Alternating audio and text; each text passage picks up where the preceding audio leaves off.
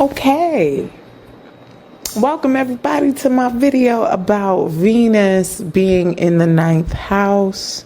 I want to break down the higher vibrations. I'm going to break down when it's not quite right and what you think it's supposed to be, because everybody thinks things are supposed to be perfect and it's not. I'm going to give you some key points about this so you can get a better understanding of synastry. I'm seeing everybody out there suffering. At first, it was just this flux of everybody knew astrology, right? But everybody didn't know it at the same time, and you could tell. And it's tough with astrology to tell, because if you don't know astrology yourself, you think that if somebody that knows a tiny bit about it, you think like they're a scholar and they know everything. But it's like, wait, So shout out to the really good astrologers out there that really studied the system for real, and are doing their thing. But yeah, you can learn it on yourself too. Learn it by yourself as well. But when Venus is in the 9th house, speaking of learning and speaking of higher knowledge, Venus enhances that experience. All right? So you meet a guy, and I say all right a lot. You meet a guy or you meet a woman, and they love to learn from you. And you learn from them tremendously. You learn about partnerships.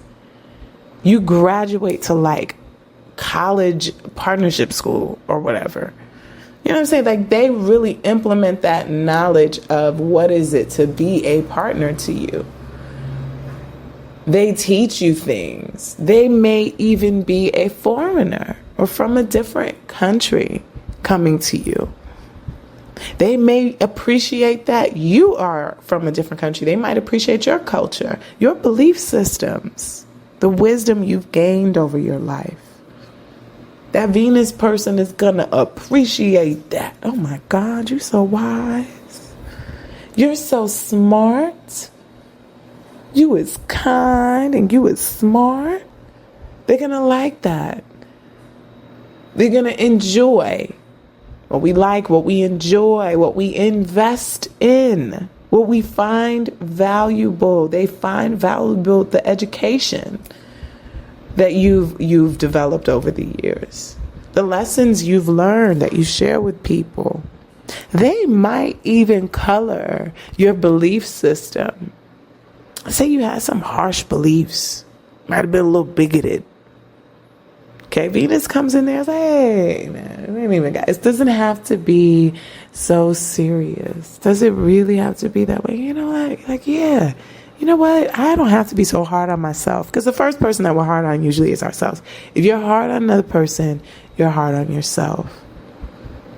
And to a degree, I think there needs to be a balance in being hard on yourself personally, because some people just have standards. You know what I'm saying? If I gain 20 pounds and I'm talking to somebody that gained 40 pounds, they're going to tell me, if I say, yo, I need to lose 40 pounds, they're going to be like, no, you're being too hard on yourself. And it's like, quietly, it's like, no, you're not being hard enough on yourself. Okay.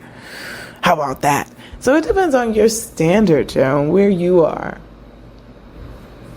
But, the beliefs start to change and they become a lot more easier, bendable, flexible, willing to compromise. Ouch. I don't know how good that is. Compromising of the beliefs, because Venus brings compromise to where it touches. This is where you want to compromise. Venus person, they may compromise the 9th person's belief system, or make them start to compromise on it. Let's say if they got kids or something. 9th house person might be a Christian and say, hey, you know what?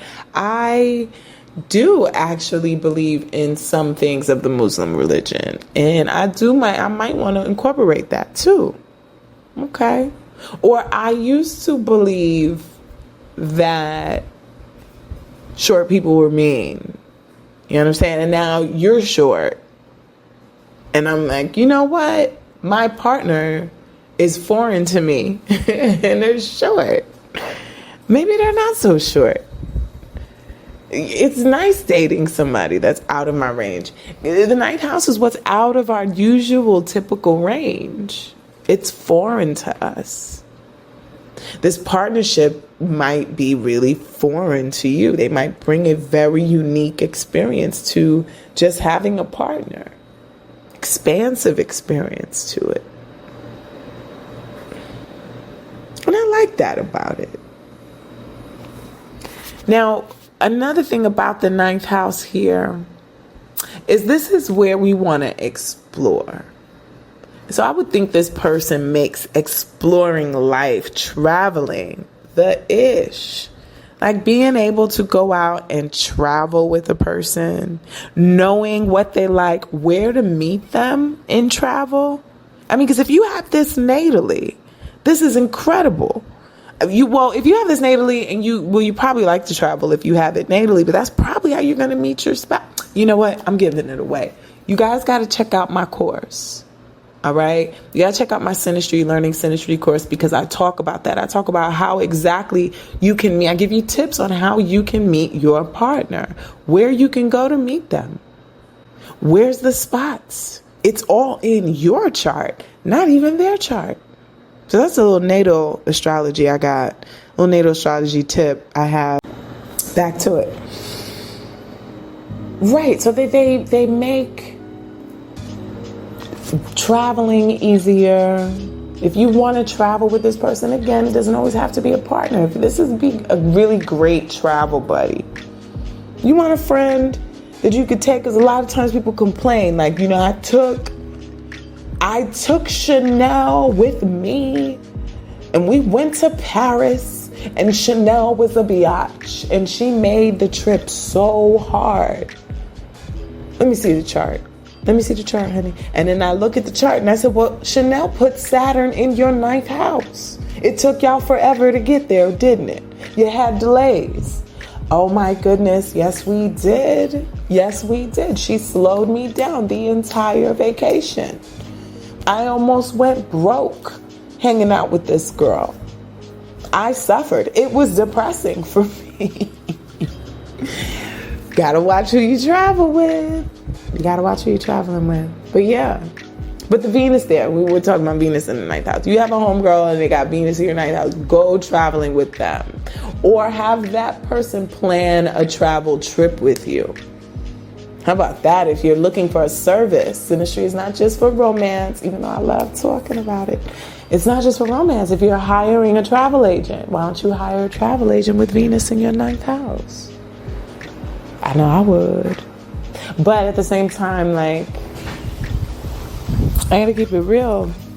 I personally just live. I don't always ask people for their birth time and pull up charts and stuff like that. And then because of the goofies out there that lately and over the past 2 years have kind of made this stuff look like garbage. You ask people nowadays, they're going to look at you funny, like, oh, you're one of those people. And then I'll be like, it's weird. It's like you can't win. Before people talked about astrology, they were still like, oh, so you're one of those astrology people. And then now that it's out, it's like, oh, you're one of those astrology people. So it's just, you can't win, but just, I'm going to keep it real. I'm going to stay true. So going deeper into this ninth house, this is, like I said, the traveling. You could have met them while you were traveling. They love to travel to the same places that you like to travel. They make you want to travel more because it feels so good when you do it. This is the best thing for a partnership. If we want to talk about what would enhance, let's say you're married and you got somebody you got a husband or a wife that's got Venus in your ninth. And y'all don't travel. Somebody is constantly talking about it if y'all don't travel. Somebody's constantly talking about it. And somebody's probably like, we need to travel more. Why don't we travel enough?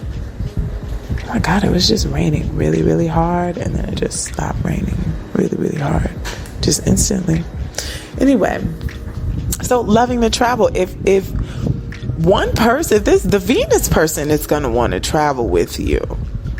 And I would highly recommend you do to maintain the partnership.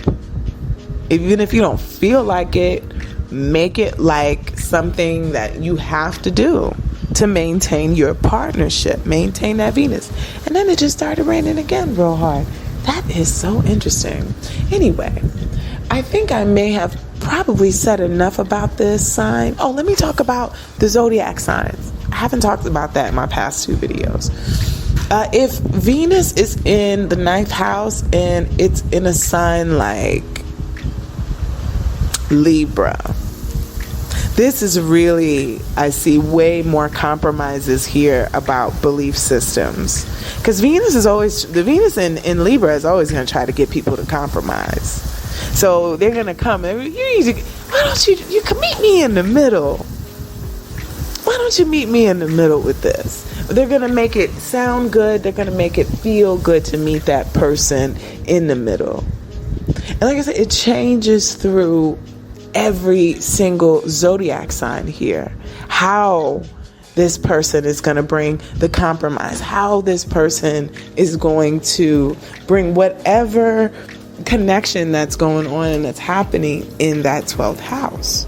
It's gonna, the sign is gonna describe it. So I hope you guys enjoyed this video, and I hope you found it very interesting and helpful on your journey to using synastry to better your partnerships. And again, check out my courses, check out my books if you want to go deeper on this. And if you just want to connect, make sure you go to my site, www.astrodeestars.com, and you join my email list. And take care.